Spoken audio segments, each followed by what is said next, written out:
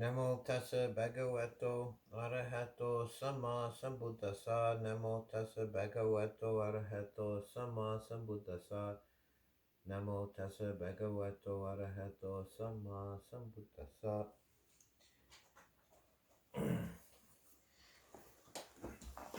This afternoon, I want to go through a short sutta from the Samyutta Nikaya because it raises a number of interesting points that are would be worth talking about.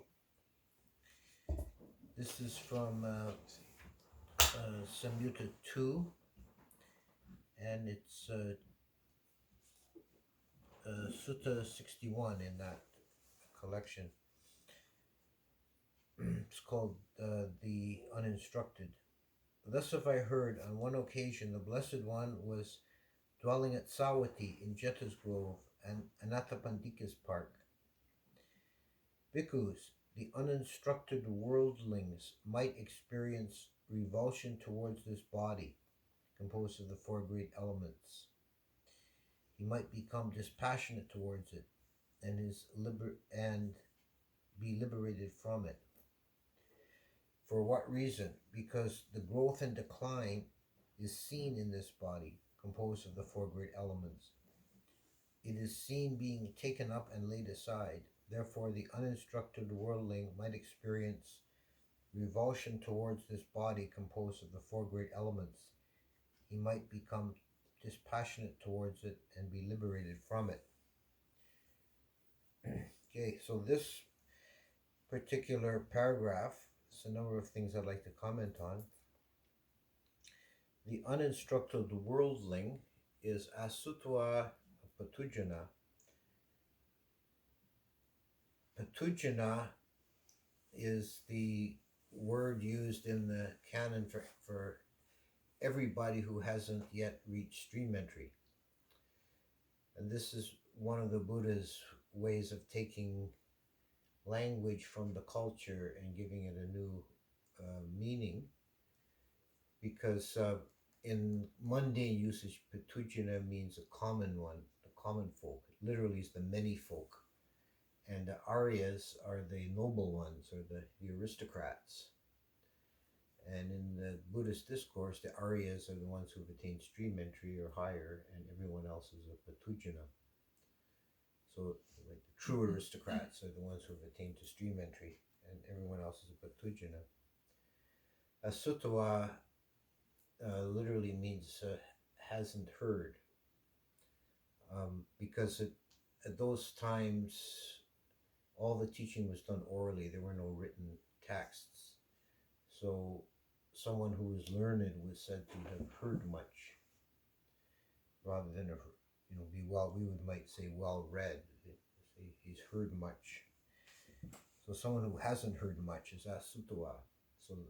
So even an asutva patujana can develop dispassion towards the body, because the body, composed of the four great elements, the inherent tendency to decay and disease and foulness in the body is evident to anyone who looks. It is quite possible to develop that sense of the body. Now, the word revulsion, though I would like to point out that that's a problematic translation. That it's the word is nibbida, and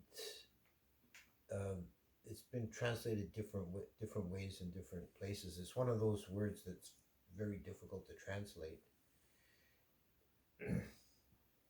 It really means not like revulsion is too strong because it has too negative of a connotation, but dispassion is better, or although that's more properly reserved for viraga.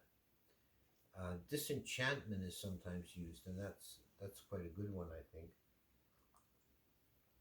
The idea is that um, the person has reached this stage where they've seen the reality of conditioned becoming. They've seen the three characteristics. They've seen suffering, impermanence, and not self. And they're no longer fascinated by conditioned phenomena. They begin to withdraw from it in the mind. And this is a nibbida. So the idea of revulsion as a translation, does point to the turning away of the mind from conditioned phenomena, but it's not really, it doesn't really have that sense of disgust. It's just like, don't want it. This is problematic. I'm turning away from it. The root of the word comes from the verb vendati, which means to find or to know, to discover. So it's like when one has discovered the reality of phenomena, then one turns away from them. And the Buddha is saying this insight is possible to be had even before awakening, that it should be fairly obvious. But then he goes on in the next paragraph, but bhikkhus, as to that which is called mind and mentality and consciousness, that is in the Pali, chitta, mano, and vijnana, three words for aspects of mind. That which is called mind, mentality, and consciousness, the uninstructed worldling is unable to experience revulsion towards it, unable to become dispassionate towards it, and to be liberated from it. For what reason? Because for a long time this has been held by him, appropriated and grasped thus: this is mine, this I am, this is myself. Therefore the uninstructed worldling is unable to experience revulsion, nibbida, towards it, unable to become dispassionate, viraga, unable to be liberated from it, vimutti. So the mind is another matter altogether, and the ordinary person, the uninstructed worldling, sutawa pratujana, can't see through the impermanence and imperfection and emptiness of the mind, because for a long time, meaning many lifetimes, they've grasped it and held on to it as this is me, this is mine, this I am. So there's a sense of identity, or self is attached to the mind in a very deep level. The person sees their mind as me. I am this. This is mine.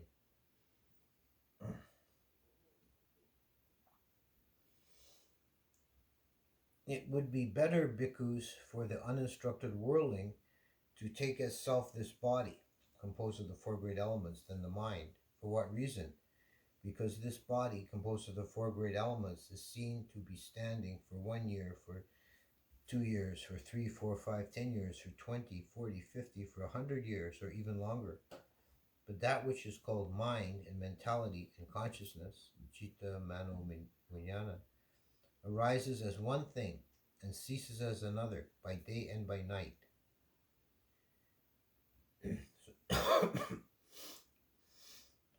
So the body has at least an evident continuity over the course of decades, although it obviously changes. There is a more obvious continuity in the form than there is with the mind, which is momentarily changing depending on the object it takes. Elsewhere in another sutta, the Buddha makes the same point by saying that attachment to the mind as an abiding self is 16 times more foolish than attachment to the body, because the mind changes 16 times faster than the body. That's a rare allusion in the suttas to a principle from Abhidhamma, that one mind moment, or that one bodily moment, one physical moment takes 16 mind moments. So they're working on a different time scale. The body's impermanence is 16 times slower than that of the mind. The mind is flickering very quickly. The commentary to this paragraph actually says that in a single finger snap, there are thousands of kotis of mind moments. A koti is a number in ancient India meaning 10 million. So that this is not to be taken, I think, too literally, because the ancient Indians had a great love of big numbers. But certainly a mind moment is considered to be extremely brief.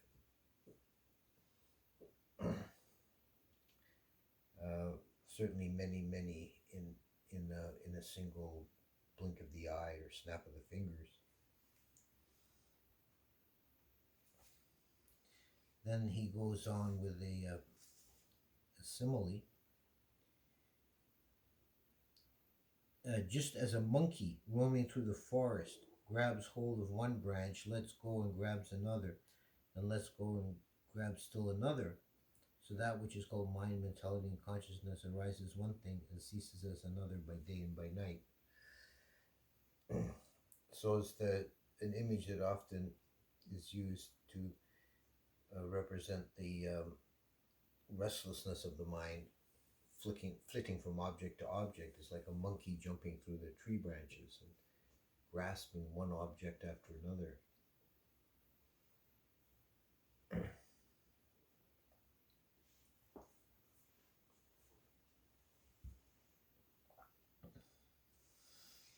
Therein, bhikkhus, the uninstructed noble disciple attends closely and carefully to the dependent origination itself. Thus, when this exists, that comes to be. With the arising of this, that arises. When that does not exist, that does not come to be. With the cessation of that, that ceases. So the dependent arising is brought up. It's the Paticca Samuppada, one of the central teachings of the Buddha, that things arise according to causes and conditions and not otherwise. And the general formula is given here. This is one of the places it's stated explicitly. When this exists, that comes to be, etc. Which is really just a formal expression of the idea that everything arises according to causes. Everything is dependent on something else. There is no object anywhere that is completely self-sustaining, completely self-generated. Everything is just a product of other actions, other dynamic causes, which themselves are dependently arisen.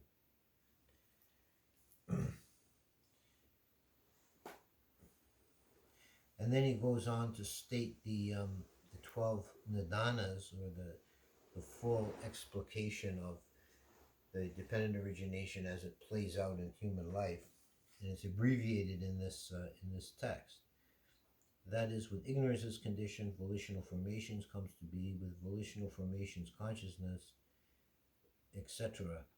Such is the origin of this whole mass of suffering. So there are actually 12 stages to this dependent origination that the Buddha uses to explain our condition as human beings. And it often uses this phrase, thus this whole mass of suffering comes to be. And it usually begins this sequence with ignorance. And because of ignorance, there is karmic action. And because of karmic action, there is consciousness, because of consciousness, body and mind, and because of body and mind, there are the six sense bases. Because of the six sense bases, contact. Because of contact, feeling. Because of feeling, craving. Because of craving, clinging. Because of clinging, becoming. Because of becoming, birth, sickness, old age, and death.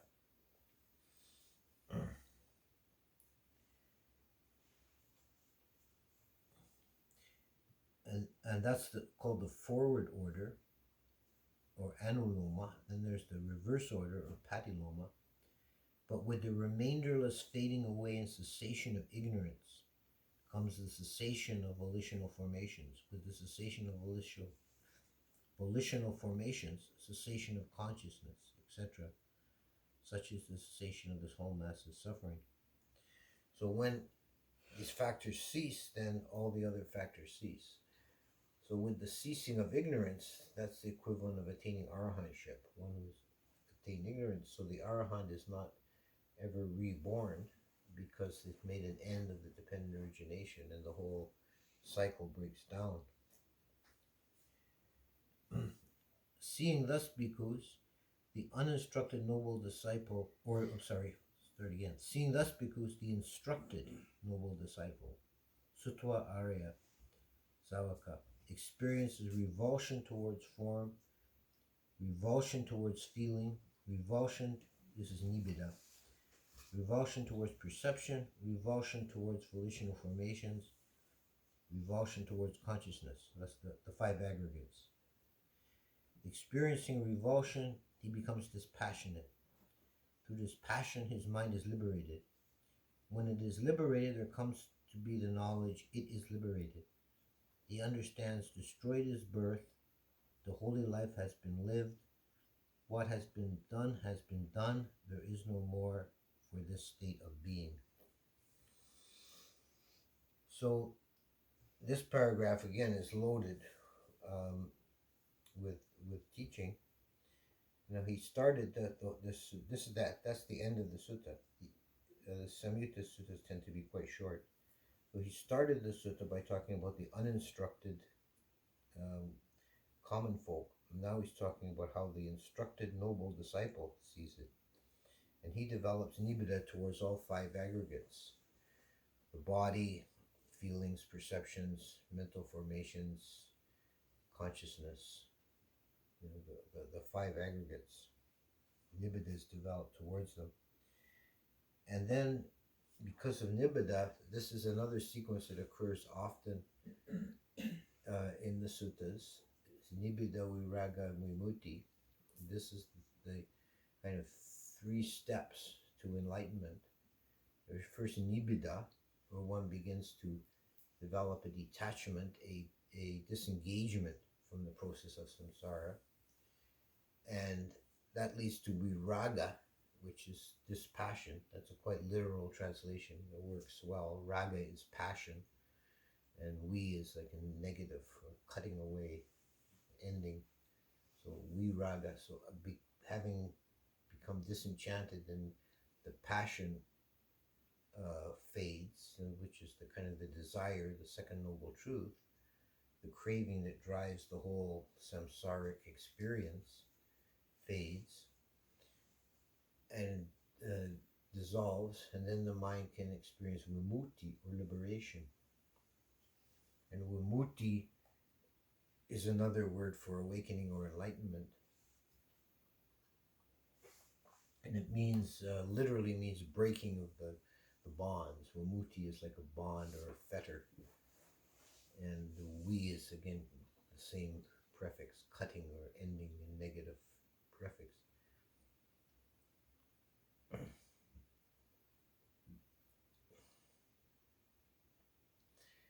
It also means something like emancipation. So the mundane use of the word vimutti would be the emancipation of a slave. If the slave is set free, it's vimutti.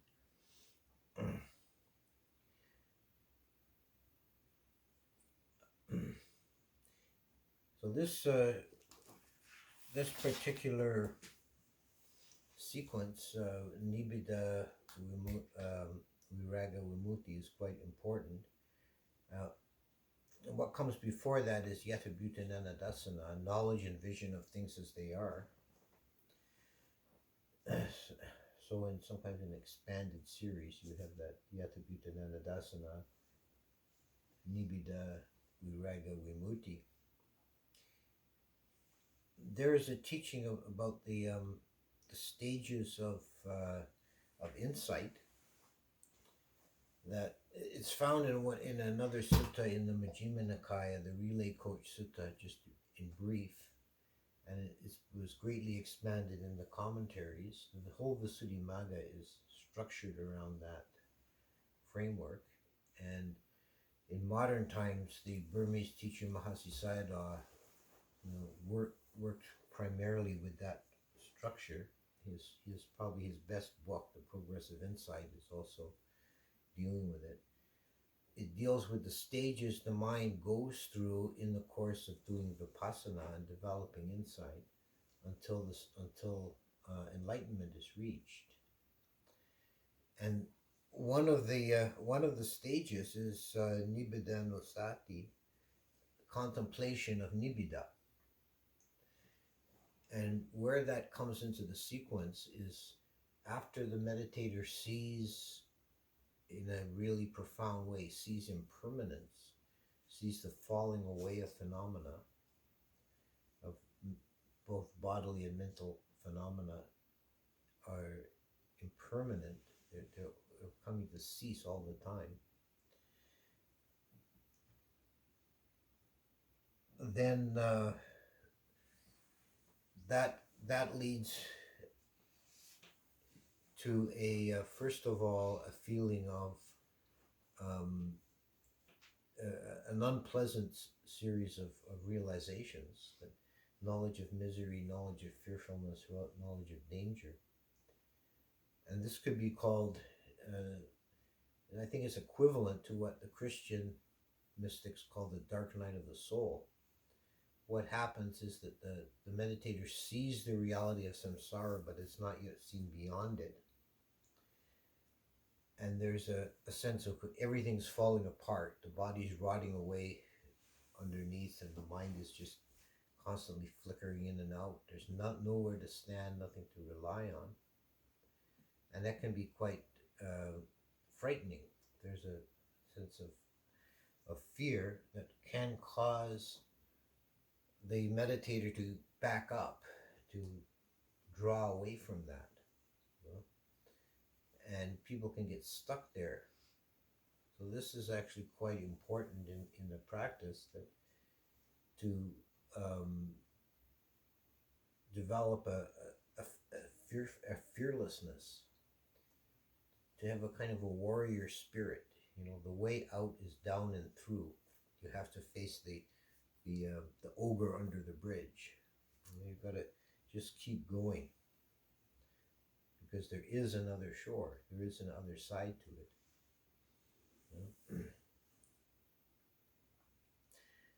And that begins with the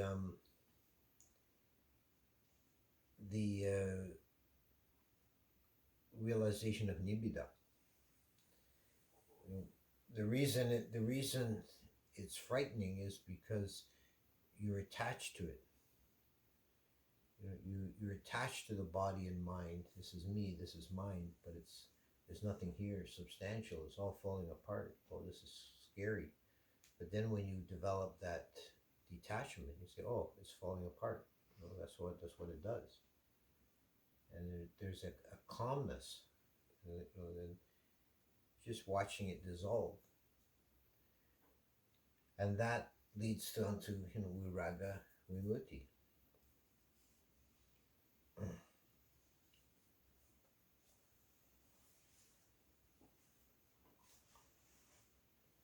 In the stages of insight, this latter part of the process is also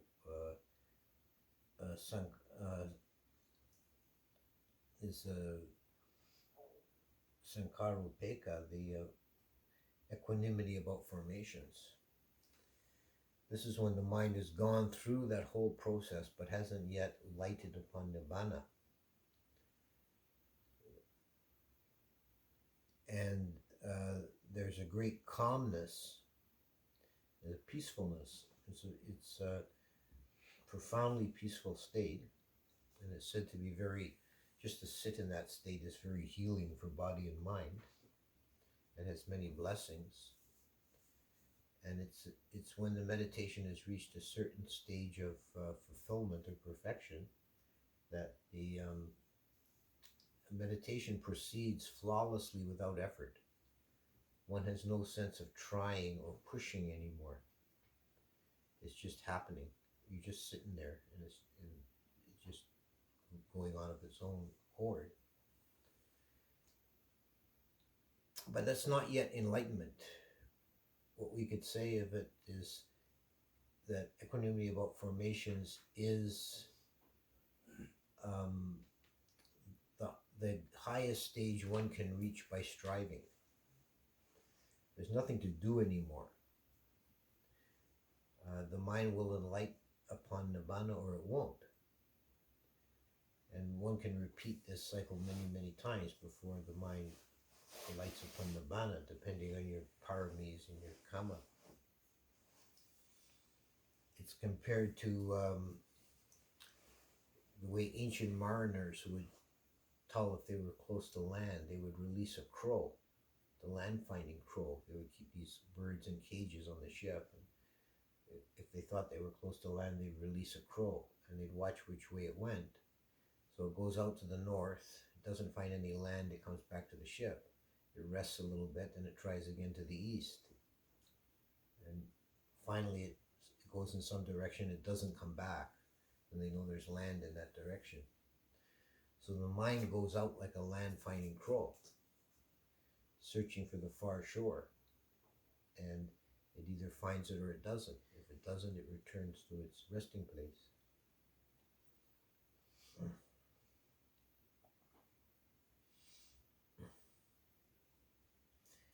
And the returning to this particular sutta, the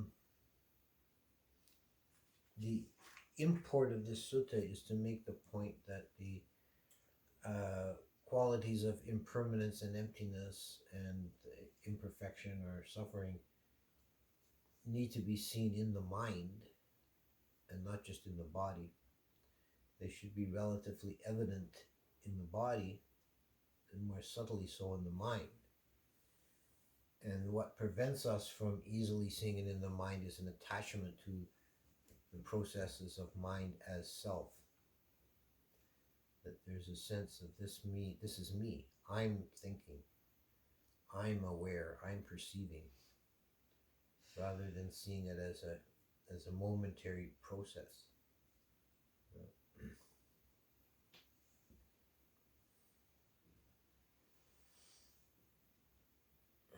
So that's sutta from the Samyutta Nikaya. I'll leave it at that.